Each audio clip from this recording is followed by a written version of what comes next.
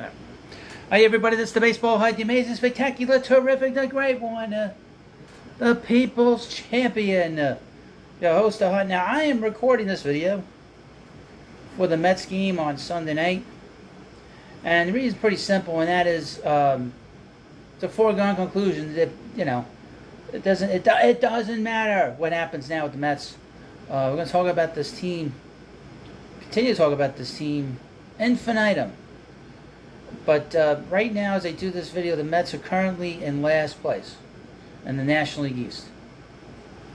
Who would have thunk it? Now, I would point out they did trade all their veteran players: Justin Verlander, Max Scherzer, David Robinson, Tommy Pham, Mark Hanna, Dominic Leone. Although it seems like this prospect they got for him is an interesting piece, Jeremiah Jackson.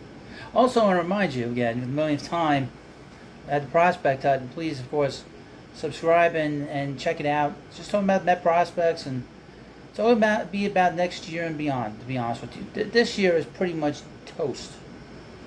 So now they are currently in last place. They're a half a game behind the St. Louis Cardinals for fifth worst record in the major leagues. Now, that's important to note because of the competitive luxury tax. If the Mets finish with the seventh worst record, they would have to finish 17th. That would be the penalty.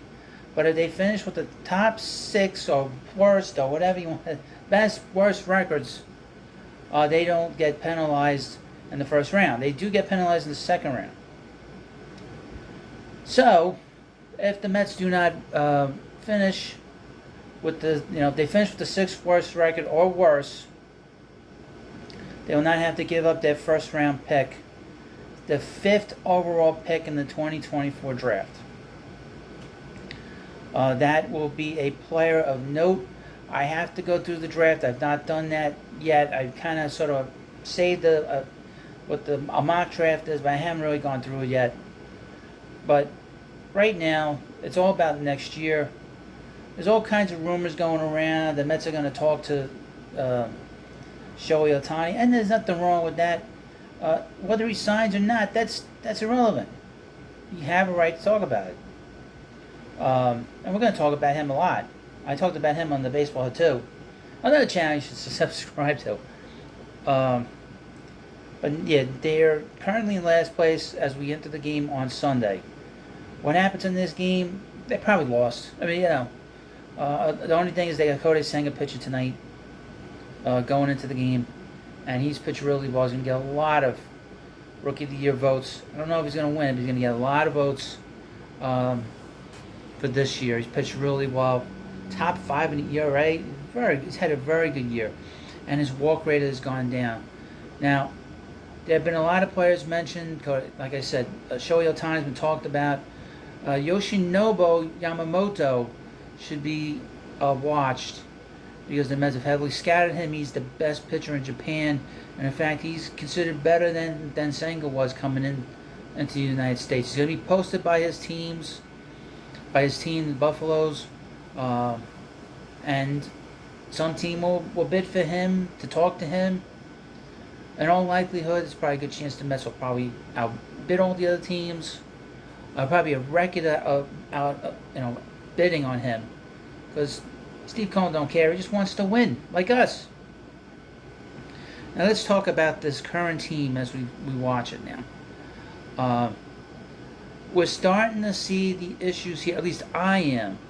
But I've seen them for 2 years. I mean, we've seen them since 2021. They're gutless. I mean, this team is completely, totally gutless. When they get hit by the Braves, they fall down. When they get hit by another team, they fall down. They don't get back up. When they get hit by pitchers, they don't retaliate. That's a big problem. I mean, that is a huge problem. You gotta show you have some fortitude, some backbone. There is a problem in that clubhouse, I think. Kind of got a sense of it on Wednesday night when Buck had to take Ottavino out of that game in the ninth inning, and he went to Bickford, and he came out of the game and he's mouthing off as he's walking off the mound and says, "I can't believe this." Hey, asshole, the Mets are how many games in the 500 because your performance and the performance of all the other veterans on this team, that's why yours closing. If you pitched better, David Robinson would have been pitching.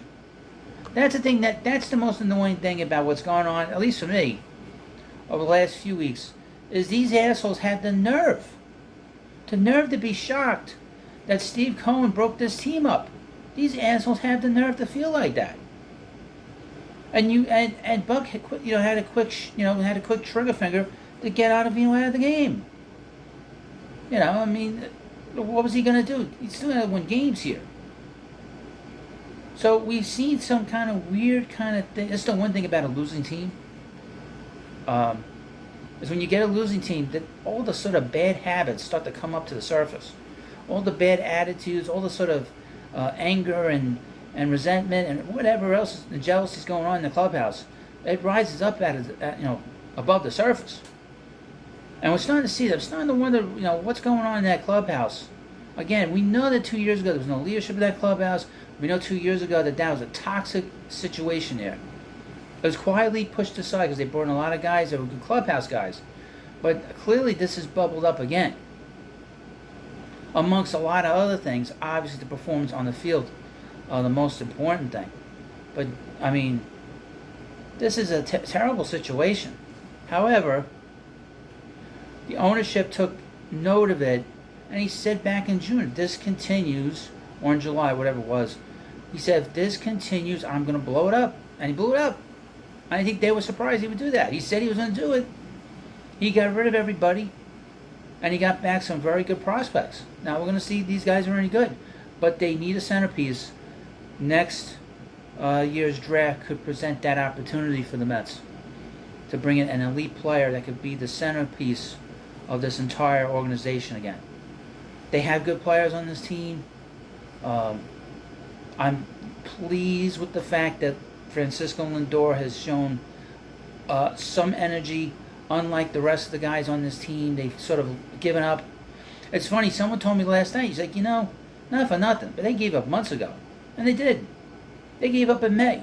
And when they had that bad June, that was it. When they went 7-19 in June, that was the end of the story. But then these assholes had the nerve to complain about why you trade this. It's like with Scherzer. Why did they trade Robinson? Hey, asshole, you pitched terrible for 2 years.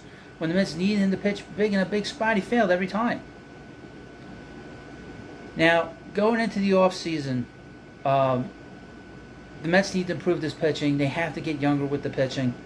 They're going to give a lot of chances to these younger guys going into spring training just to see they're going to get a lot of chances. Mike Vassal's one, Christian Scott. Mike Vassal will be the first guy to come down the line. Maybe he'll be here in September. I highly doubt it. But we're going to get a chance to see these guys a lot in spring training. And, I mean, this is how it is with a losing team. People have been complaining to me on here saying that, look, I can't believe this is happening. The owner said that if things didn't improve, he was going to gut this team. He was going to get rid of contracts. He was going to get rid of these old guys. And he was going to take the team in a different direction. This team needs a third baseman. They need help in the outfield. But like I said, they need the most important foundational things they need to do is improve this pitcher. I've said for 2 years that when the Mets are good, or even when the Mets aren't good, they always have some modicum of pitching. They always have good pitching. But the fact that this is why this team's going to lose 90 games. Because the pitching was so bad. Leading the league in walks, leading the league in home runs. You can't, I mean, they've been playing like a last place team. And that's the result that we're getting now. And right now, they're a last place team, and they certainly earned that spot. Now, what's going to happen over the next 6 weeks, like I said, just play out the string. And it's going to get worse. The feeling's going to get worse. At some point, when I get to the ballpark, I'll tell you one thing. On Friday, oh man, they blew the hell out of Vogelback. Then oh man, especially when you ended that game looking, why is he still here? How did he not get the chopping block? How did he not get? I guess he's got no value. But why is he still here? Can somebody explain that one to me? And then he takes all these pitches. He's 0 for 5 with 4 strikeouts.